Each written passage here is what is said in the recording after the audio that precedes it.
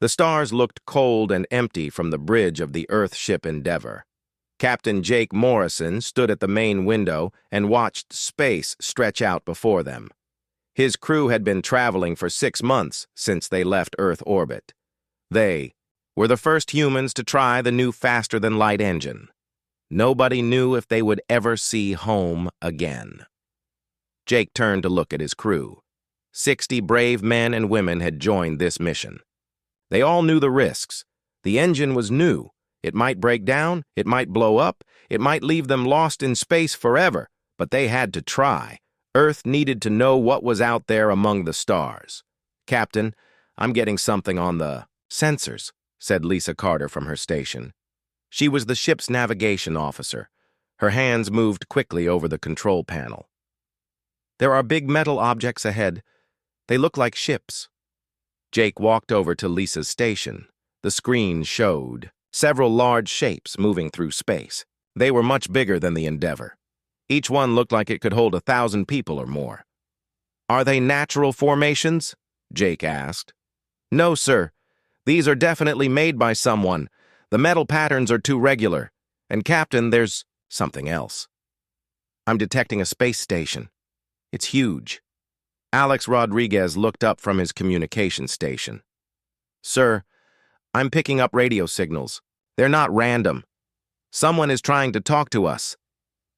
Jake felt his heart beat faster. After all the years of looking at the stars and wondering, they had finally found proof. Humans were not alone in the universe. "Can you understand what they're saying?" Jake asked. Alex shook his head. "Not yet, but the computer is working on it." "Wait. Sir, I think they're using some of our own language, like they learned it from our old radio shows." The main screen flickered to life. A face appeared that made several crew members step backward. The alien was huge. Its skin looked like thick leather armor. 2 red eyes glowed in a face that seemed designed for war. Sharp teeth showed when it spoke. "Small ship, you will stop and prepare for inspection," the alien said. Its voice was deep and rough. "Any resistance will be met with destruction." Jake straightened his shoulders. He had been in the military before becoming an explorer. He knew how to deal with bullies. "This is Captain Jake Morrison of the Earth vessel Endeavor. We come in peace. We want to establish friendly relations." The alien made a sound that might have been laughter. "Peace? You soft creatures know nothing of strength. I am War Commander Thax of the Krellian Empire. You will submit to boarding, or you will die." Jake looked at his crew. They were scientists and explorers, not soldiers. The Endeavor had only basic shields and no real weapons. They could not fight these aliens and win. "Lisa, what are you reading about their ships?" Jake asked quietly. "They're massive, Captain. Heavy armor and lots of weapons. We wouldn't last 10 seconds in a fight." Jake made his decision. "Alex, open a channel. War Commander Thax, we accept your request to board our ship. We ask only that you treat my crew with respect." The aliens. Red eyes seemed to burn brighter. "You are wise to submit quickly. Prepare your docking bay." The next hour passed slowly. The crew watched as a smaller alien ship attached itself to the Endeavor. Jake gathered his senior officers in the main corridor. He wanted to meet these aliens face to face. The airlock opened. With a hiss, 6 Krellian warriors stepped through. They were even more frightening in person. Each one stood nearly 8 feet tall. Their thick hide looked like it could stop bullets. They carried weapons that hummed with energy. But something strange happened as they walked down the corridor. The first warrior stumbled. Then another one grabbed the wall for support. By the time they reached the middle of the ship, 2 of them were breathing hard. "What's wrong with them?" whispered Dr. Ryan Bell, the ship's doctor. Jake watched the aliens struggle. They were moving like old men carrying heavy loads. Their breathing was quick and shallow. One of them actually sat down. Against the wall, the lead warrior spoke into a communication device on his wrist. "War Commander, something is wrong." The air on this ship burns our lungs. The weight pushes down on us like a mountain. Thax's voice came back through the device. Explain. This ship has twice the gravity of our home world. The air has too much oxygen. It's like breathing fire. And sir, there's something else. There's water everywhere. Water? The aliens have water in open containers. They drink it. There are water pipes in the walls. The air itself has water in it. This ship is poison to us. Jake began to understand. These fierce aliens, who looked like they could tear apart a tank with their bare hands, couldn't handle the normal conditions on a human ship. Earth's gravity was too strong for them. Earth's air was too rich. Earth's water was like acid. The boarding party had to retreat back to their ship. Jake watched them stumble toward the airlock, gasping and weak. These were supposed to be the galaxy's greatest warriors, and they couldn't even stand up straight on a human ship. An hour later, Thax appeared on the screen again. His attitude was completely different. The arrogance was gone. In its place was something that looked almost like fear. Captain Morrison, we need to discuss your people, Thax said. Tell me about your homeworld. Jake smiled. What would you like to know? Everything. War Commander Thax stared at the data on his screen. He had ruled over dozens of worlds and commanded fleets that could destroy planets. But the information about Earth made his blood run cold. This cannot be correct, he said to his science officer. Check the numbers again. The young Krellian officer nervously touched his controls. Sir, I have checked 3 times.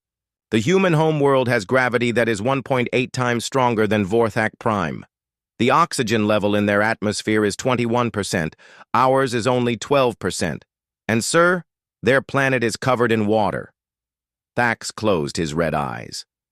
Vorthak Prime was the most dangerous world anyone knew about. It was a place of constant storms and deadly creatures. The crushing gravity had made the Krellians strong. The thin air had made their lungs powerful. The lack of water had made them tough. For 3,000 years, every species in the galaxy had feared the Krellians because they came from such a harsh world. Now these humans were telling him their world was worse. What about the life forms? Thax asked.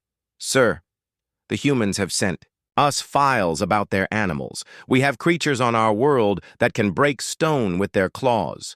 The humans have something called a polar bear that weighs 800 pounds and can run 35 miles per hour.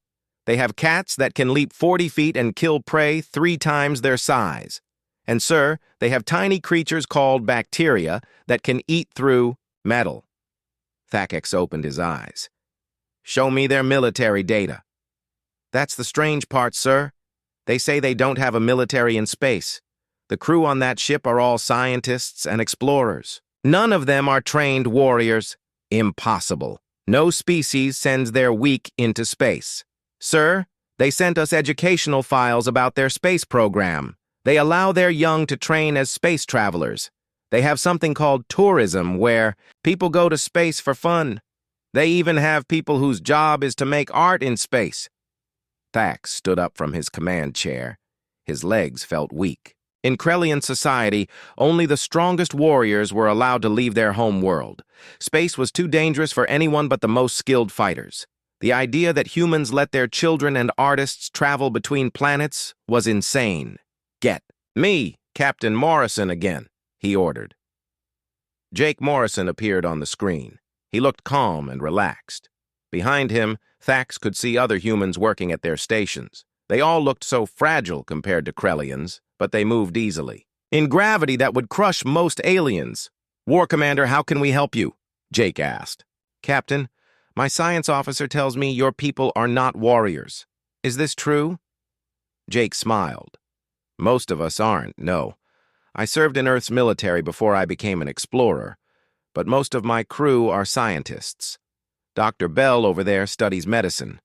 Lisa Carter is an expert in navigation. Alex Rodriguez specializes in languages. But you travel in space. You left your world and came here. Yes.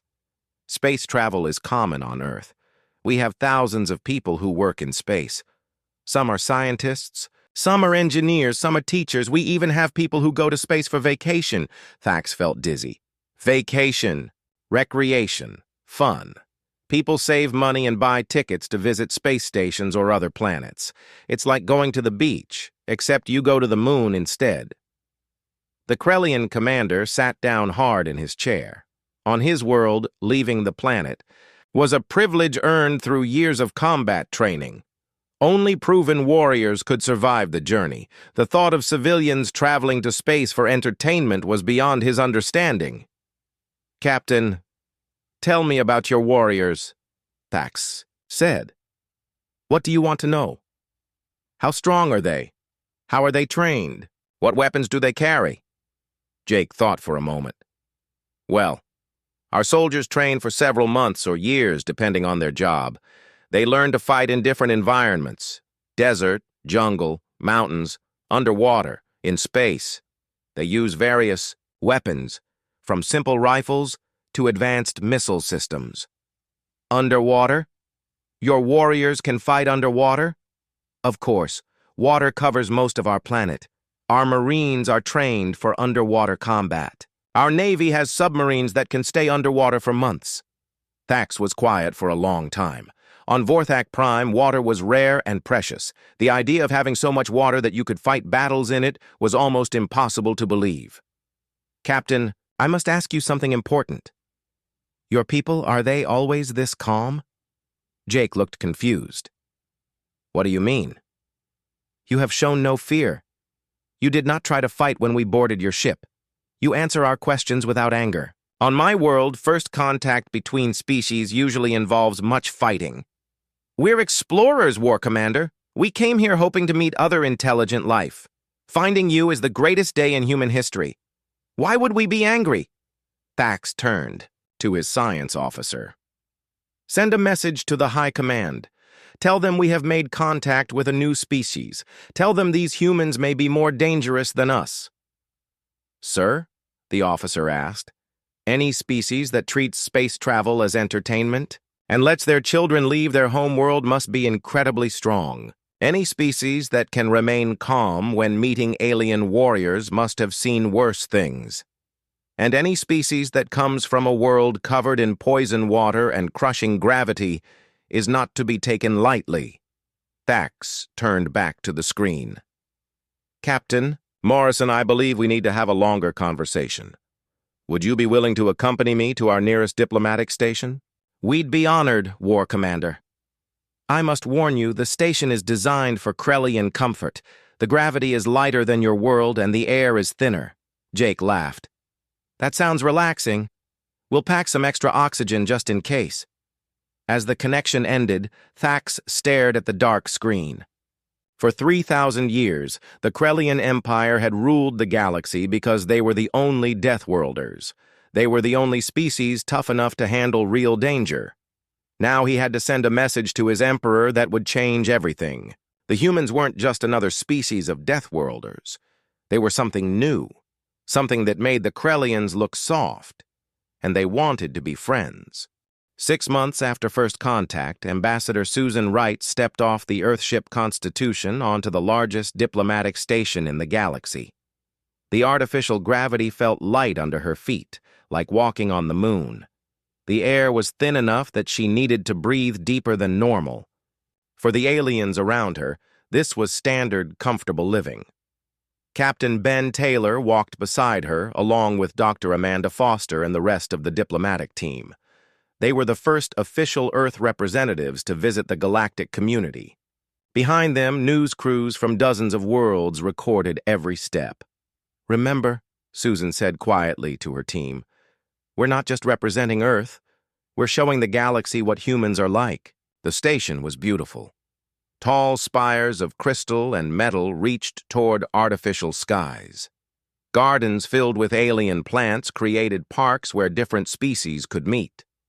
Water fountains sparkled in the light, though Susan noticed that most aliens stayed far away from them. Their first meeting was with the Altarian Council. The Altarians were tall, thin beings with pale blue skin and large black eyes. They were known throughout the galaxy as great thinkers and mathematicians. Their leader, High Counselor Zephix, greeted the humans with formal words. "Welcome, beings of Earth," Zephix said. "We have heard remarkable stories about your species." "Thank you for meeting with us," Susan replied. "We're excited to learn about galactic civilization." Zephix gestured to a conference room. As they walked, Susan noticed that the Altarian moved very carefully. His steps were slow and measured. When they reached the conference table, Zephix sat down with obvious relief. "Forgive me," Zephix said. "The gravity on this station is quite heavy for my people. We prefer much lighter conditions." Dr. Foster checked her readings. "The gravity here is about 60% of Earth normal. What's comfortable for your people?" "We prefer about 30% of what you call normal. Any more than that, and we become tired very quickly." Susan exchanged glances with Captain Taylor. Earth's gravity was more than 3 times what these aliens considered heavy. The next species they met were the Zelani, masters of energy and art. They were small, delicate beings who glowed with soft inner light. Their representative, Artist Prime Luminara, spoke in a voice like wind chimes. "Your people fascinate us," Luminara said. "We have studied the data about your world. The energy levels are incredible." "Energy levels?" asked Dr. Foster. "Your planet receives massive amounts of radiation from your star. The magnetic field around your world could power our entire civilization, and the electrical storms in your atmosphere are more powerful than our most advanced energy weapons." Captain Taylor nodded. "Thunderstorms are pretty common on Earth. Most people just wait them out indoors." Luminara's glow flickered with what might have been amazement. "You live through energy storms that could destroy our cities?" "Well, we have lightning rods and surge protectors, but yes, a good thunderstorm is actually kind of relaxing." The pattern continued with every species they met. The Aquarians, who lived in underwater cities, were amazed that humans could survive in air with so much oxygen. The Crystalline Collective was shocked that humans could live on a world with such intense seismic activity. The Plant Singers couldn't believe humans shared their world with so many aggressive life forms. By the end of the first day, Susan was beginning to understand something important. Earth wasn't just a little bit more dangerous than other worlds. It was in a completely different category. "Dr. Foster," Susan said that evening in their quarters, "what's your assessment?" Amanda looked through her notes. "Ambassador, I don't think we realized how unique Earth is. Every species we've met today evolved on what we would consider a very gentle world. Low gravity, thin atmosphere, stable weather, peaceful plant and animal life. Earth is apparently the most dangerous planet anyone has ever heard of." "More dangerous than the Krellian homeworld?" "Much more dangerous. The Krellians have heavy gravity and thin air, but their world doesn't have massive oceans or violent weather. They don't have earthquakes or volcanoes, and their largest predators are maybe half the size of Earth's biggest animals." The next day brought meetings with representatives from the hegemony, a group of species that had been under Krellian rule for centuries. Their leader was a tall, insect-like being called Prime Speaker Vexhai. "Humans," Vexhai said, "your arrival changes everything. For too long, the Krellians have dominated us because they claim to be the only Deathworlders.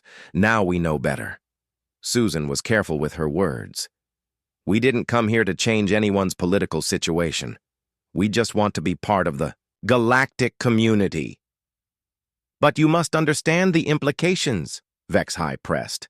"If humans are stronger than Krellians, then Krellian rule loses its justification." Captain Taylor stepped forward. "With respect, we're not interested in challenging anyone's rule. We're explorers and scientists." Vexhai made a sound that might have been laughter. "Captain, every species in the galaxy sends only their strongest warriors into space. The fact that you send scientists and explorers proves how strong your people must be. That afternoon, War Commander Thax arrived at the station for a private meeting with the human delegation. The Krellian warrior looked tired. His red eyes had lost some of their fire. "Ambassador Wright," Thax said, "I need to ask you about your military. What would you like to know? How many warriors does Earth have?" Susan thought about the question. "We have several million people in various military services around the world." "Several million warriors?" Thax looked shocked. "How many people live on your world?" "About 8 billion. Thax sat down heavily. 8 billion? And millions of them are trained fighters? Well, most of our military personnel are support, staff, logistics, communications, medical engineering. The actual combat troops are a smaller number. But they all could fight if needed?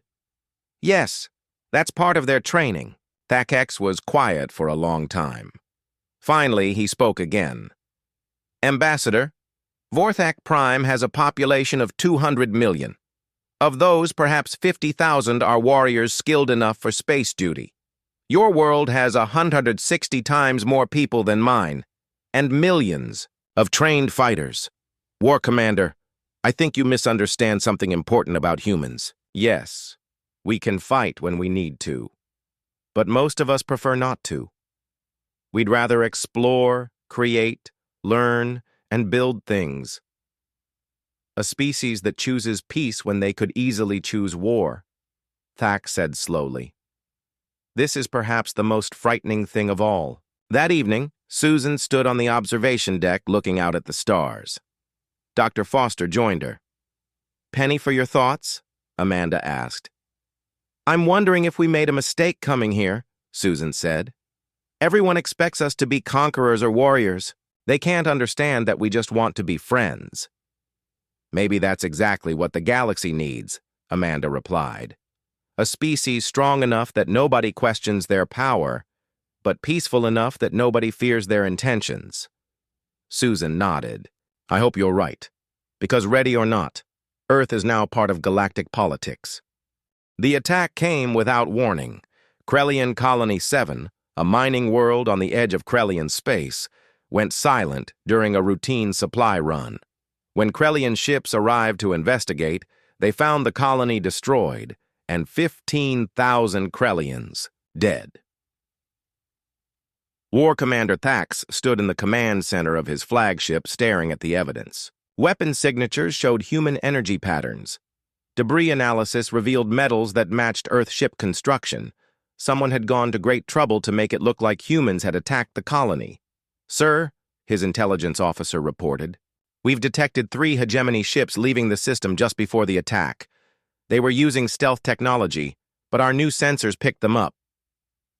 Thax clenched his massive fists. The hegemony had been waiting for an excuse to challenge. Krellian rule, now they were trying to use the humans as their weapons. "Get me Captain Taylor on the Constitution," Thax ordered. Ben Taylor appeared on the screen. Behind him, Thax could see the human bridge crew working calmly at their stations. None of them looked like people who had just committed mass murder. "War Commander," Taylor said, "we heard about the attack on your colony. Our deepest sympathies for your loss. Captain, the evidence points to human involvement in this attack." Taylor's face showed genuine shock. "That's impossible. All human ships are accounted for. We have only 3 vessels in this part of the galaxy, and I can verify the location of all of them. Nevertheless, the weapon signatures match your technology. Then someone is using copied human weapons to frame us." Taylor leaned forward. "War Commander, you know us. You've seen how we operate. Does this attack seem like something humans would do?" Thax studied the human captain's face. In the months since first contact, he had learned to read human expressions. Taylor was telling the truth. "No," Thax admitted.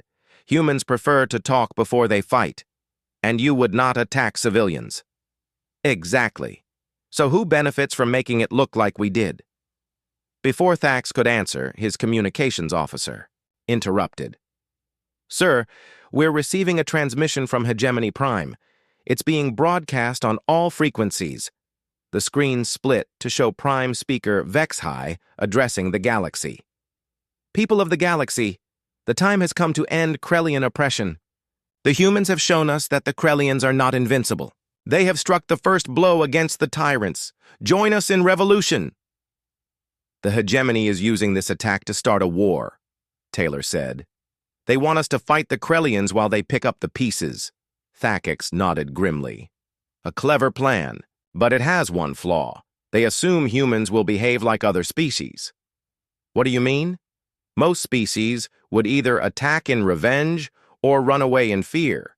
The Hegemony expects you to do one or the other. They do not understand that humans have a third option. Taylor smiled. What's the third option?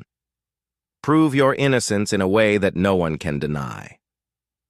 3 days later, representatives from 50 different species gathered in the Sigma Draconis system to witness something unprecedented.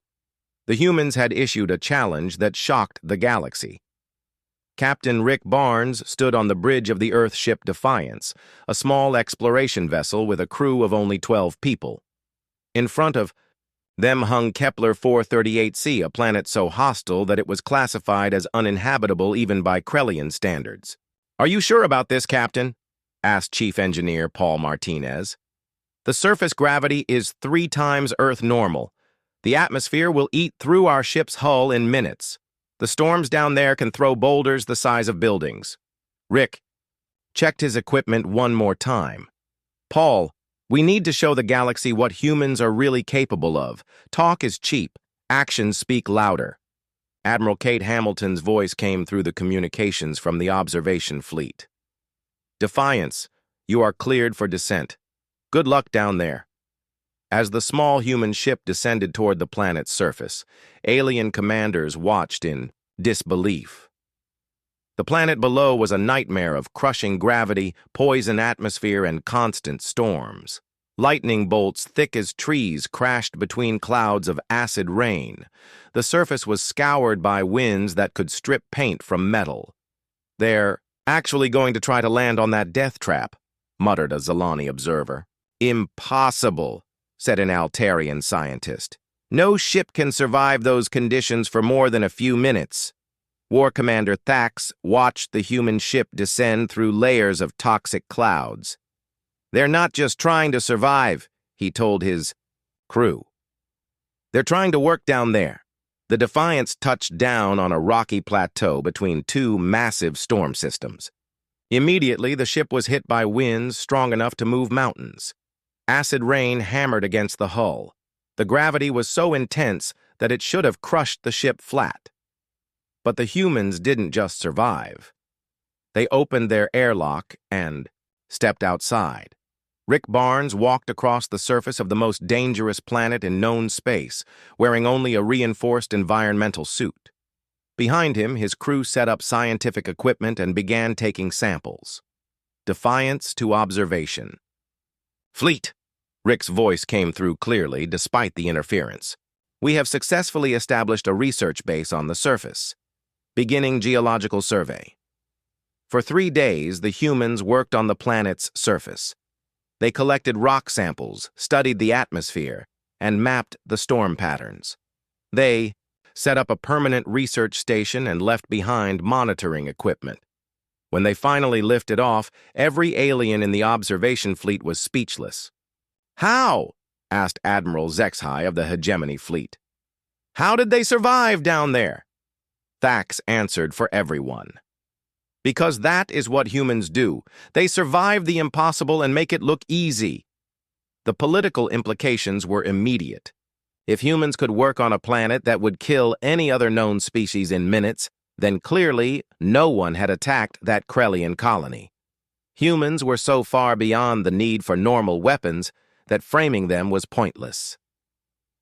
Prime Speaker Vexhai tried one last desperate move. "This proves nothing. Perhaps the humans used this demonstration to hide their true nature." Ambassador Susan Wright's voice came from the Constitution. "Prime Speaker, our ships have been under constant observation since the attack. Every alien government has confirmed our locations. The real question is why hegemony ships were detected leaving Colony 7 just before the attack. The evidence was overwhelming. Within hours, hegemony forces were surrendering to combined Krellian and human fleets. The attempted frame job had failed completely. That evening, Thax met privately with Captain Taylor aboard the Constitution. "Your plan worked perfectly," Thax said. "The galaxy now knows that humans are far too strong to need sneaky attacks." Taylor poured 2 cups of coffee, offering one to the Krellian commander. "It wasn't really a plan, War Commander. We just did what humans always do when someone challenges us. Which is? We prove them wrong by doing something they think is impossible." Thax took a careful sip of the coffee. The human drink was still too strong for his system, but he had grown to enjoy it in small amounts. "I begin to understand why your species will be important to the galaxy." "Oh?" "Other species see a problem and ask if it can be solved. Humans see a problem and ask how quickly they can solve it. This is a very dangerous way of thinking." Taylor laughed. "Dangerous for the problems, maybe." "No, Captain. Dangerous for anyone who becomes humanity's enemy. Today you proved that humans can work on planets that would kill anyone else. Tomorrow, what other impossible things will you make possible?" As Taylor looked out at the stars, he wondered the same thing. 5 years had passed since humans first appeared in the galaxy, and everything had changed. Admiral Kate Hamilton stood in the command center of Haven Station, watching ships from dozens of worlds dock at the massive structure. The station sat at the crossroads of major trade routes, serving as both a diplomatic hub and a symbol of the new galactic order. "Admiral," reported Communications Officer Nathan Cross, "we have 3 more requests for human protection escorts this week. The Vegan merchants want safe passage through the Outer Rim. The Centauri scientists need help establishing a research base on a high-gravity world, and the Altarians are asking for assistance with a first contact situation." Kate nodded as she reviewed the requests. It still amazed her how quickly humans had become the galaxy's go-to problem solvers. When other species encountered anything dangerous, difficult, or unknown, they called for human help. "Approve all 3 requests," she said. "Assign the Explorer to the Vegan escort, the Pioneer can help with the research base, and send the Harmony for the first contact mission." The irony wasn't lost on anyone. The galaxy's most dangerous species had become its most dedicated peacekeepers. Human ships protected trade routes that had been unsafe for centuries. Human diplomats resolved conflicts that had lasted for generations. Human scientists solved problems that other species thought were impossible. Dr. Carl Jensen walked into the command center carrying a datapad full of reports. As director of the Galactic Xenobiology Institute, he coordinated scientific cooperation between hundreds of species. "Kate, you need to see the latest numbers," he said. "Galactic trade is up 400% since humans joined the community. Scientific collaboration has increased by 600%, and we've made peaceful contact with more new species in the last 5 years than in the previous century." "That's good news," Kate said. "What's the bad news?"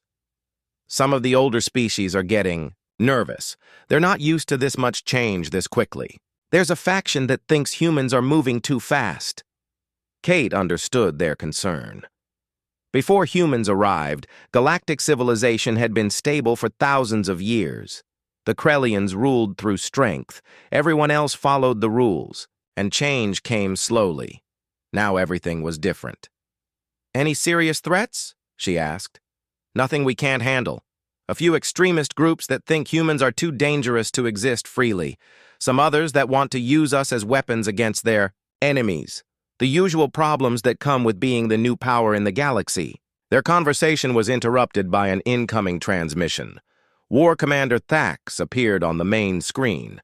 The Krellian officer had become Earth's primary military liaison, and Kate had grown to respect his tactical skills and honor. "Admiral Hamilton," Thax said, "I have news from the Council of Worlds. The Draconian Republic has requested human assistance with a situation in their territory." "What kind of situation?" "They've discovered a new species, but first contact has not gone well." The new aliens are extremely aggressive and seem to view any approach as an attack. 3 draconian ships have been destroyed and 2 colonies are under siege. Kate frowned. What makes them think we can do better? The new species comes from a world with environmental conditions similar to Earth. Heavy gravity, dense atmosphere, active volcanism. The Draconians believe only humans can survive long enough to establish communication. I'll take the Constitution, Kate decided. Full diplomatic team and marine support just in case. Admiral, Thax said carefully, there is one more thing. The new species appears to be nearly as physically capable as humans. This could be the first time your people encounter true equals. 2 weeks later, Kate stood on the bridge of the Constitution as they entered the disputed system. The new aliens, who called themselves the Korath, had built their civilization on a world that made even Earth look gentle. The planet's surface was constantly reshaped by volcanic activity. The atmosphere was so dense that pressure alone would kill most galactic species. The gravity was nearly as strong as Earth's. Captain Emma Sullivan, Kate said to her ship commander, what are your sensors telling us? Emma studied her displays. The Korath ships are tough, Admiral. Heavy armor, powerful weapons, and they're built to handle extreme conditions. These aren't the usual fragile alien vessels we're used to seeing. Are they hostile? Unknown. They haven't fired on us yet, but they're definitely watching us. The main screen flickered to life, showing a face that looked almost human. The Korath were bipedal mammals with thick skin and strong builds. They looked like humans who had been adapted for an even harsher world. Unknown vessel, the alien said.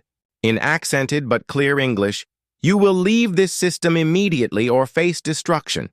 Kate stepped forward. I'm Admiral Kate Hamilton of the Earth Fleet. We come seeking peaceful dialogue. The Korath's eyes widened slightly. Earth?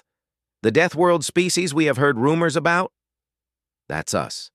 We understand you've had difficulties with other species. We'd like to offer our assistance in establishing communication. The alien was quiet for a long moment. I am War Chief Gorak of the Korath Unity. We have fought the Soft-Worlders because they approach our territory with weapons and demands. Why should humans be different?